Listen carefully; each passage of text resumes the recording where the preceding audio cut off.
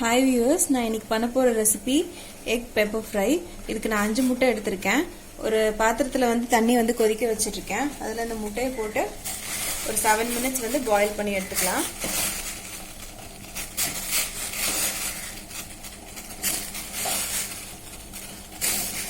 Boil ஆகட்டும்.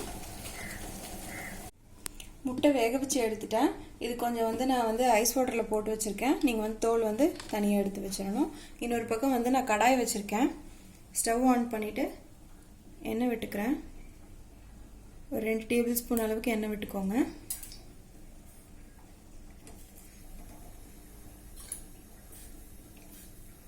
எண்ணெய் லைட்டாக சூடான பிற்பாடு கடுகு சேர்த்துக்கோங்க.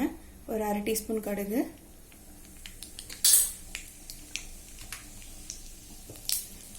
கடுகு பொரியும் போது பார்த்தீங்க அப்படின்னா ஒரு 2 பூண்டு, ஒரு சின்ன சைஸ் இஞ்சி, அந்த பூண்டு கலவை இஞ்சியை வந்து நான் கல்லை தட்டி வச்சுருக்கேன். இடிக்கல்ல அதை இதில் சேர்த்துறேன்.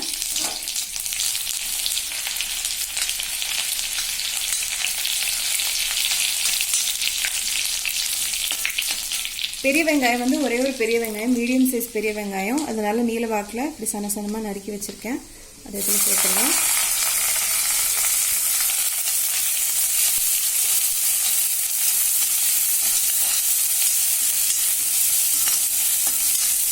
டக்குன்னு வதக்கிக்கலாம் ஒரு நிமிஷம்.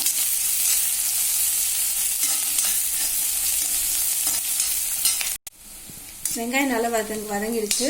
வதங்கின பிற்பாடு தக்காளி சேர்த்துக்கிறேன். ஒரே ஒரு தக்காளி எடுத்திருக்கேன், நல்லா பழுத்ததா.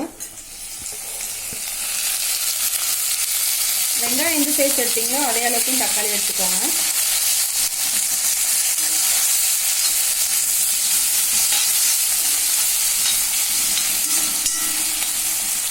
இது நல்லா வதங்கணும், நல்லா ஸ்மாஷ் ஆகணும் நல்லா தக்காளி.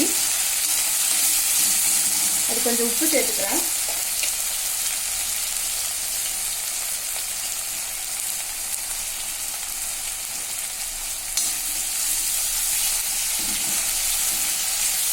நல்லா அழுத்தி விட்டீங்க அப்படின்னா நல்லா கூலே நல்லா வதங்கும்.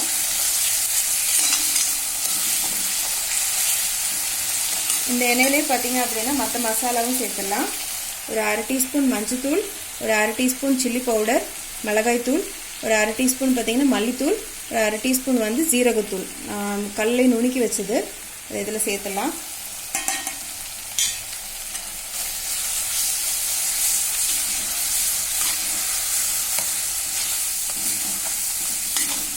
இந்த எண்ணெயிலே நல்லா வதங்கட்டும் ஒரு நிமிஷம்.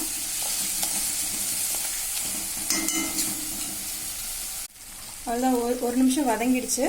இப்போ வந்து நான் வந்து வேக வச்ச முட்டையை வந்து ஸ்லைஸ் பண்ணி இதில் சேர்த்துறேன்.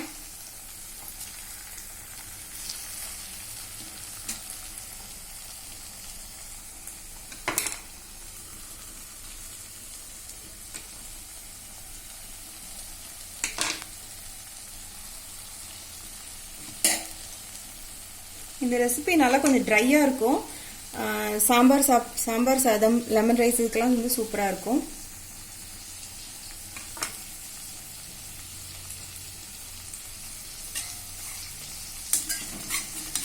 ஒரு நிமிஷம் அப்படியே இருக்கட்டும். இப்போ நான் 1 டீஸ்பூன் வந்து பார்த்தீங்கன்னா பெப்பர் வந்து கல்லை நுணுக்கி வச்சுருக்கேன். இதை லைட்டாக வந்து மேலால் தூவுங்க. பாதி வந்து வச்சுருக்கேன். இப்போ பரட்டி விட்டதுக்கப்புறம் மீதி தூவி விடலாம்.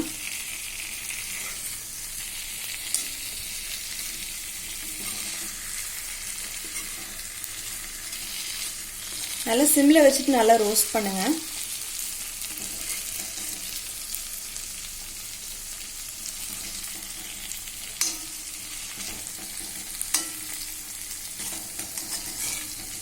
இந்த மசாலா வந்து எல்லா பக்கமும் கோட்டார மாதிரி ஸ்ப்ரெட் பண்ணி விடுங்க.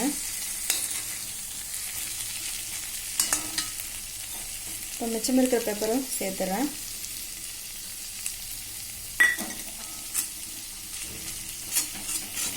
ஒரு நிமிஷம் அப்படியே இருக்கட்டும்.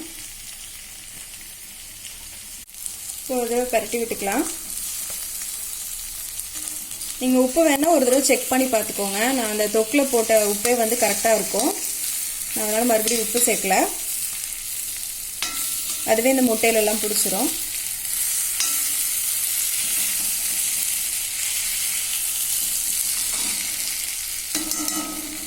மழை பெஞ்சிட்டு இருக்கிற சமயத்தில் இந்த ரெசிபி பார்த்தீங்கன்னா ரொம்ப செமையாக இருக்கும் சாப்பிட்றதுக்கு.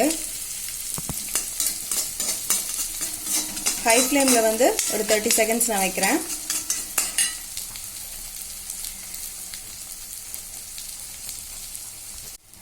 அவ்வளோதான், ரெசிபி ரெடி ஆயிடுச்சு. இப்போ நம்ம ஆஃப் பண்ணிடலாம். இதில் வந்து ஃப்ரெஷ்ஷாக வந்து கருவேப்பிலை வந்து 2 கொத்து, அவ்வளோதான். செமையாக ரெடி ஆயிடுச்சு முட்டை மிளகு வறுவல். கண்டிப்பாக இந்த ரெசிபி ட்ரை பண்ணி பாருங்கள். இது வந்து பார்த்தீங்கன்னா டோட்டலாக வந்து ஒரு 15 மினிட்ஸ்லேயே நீங்கள் ரெடி பண்ணிடலாம். எல்லா ரைஸ்க்கும் வந்து நல்லா மேட்சிங்காக இருக்கும் இந்த ரெசிபி.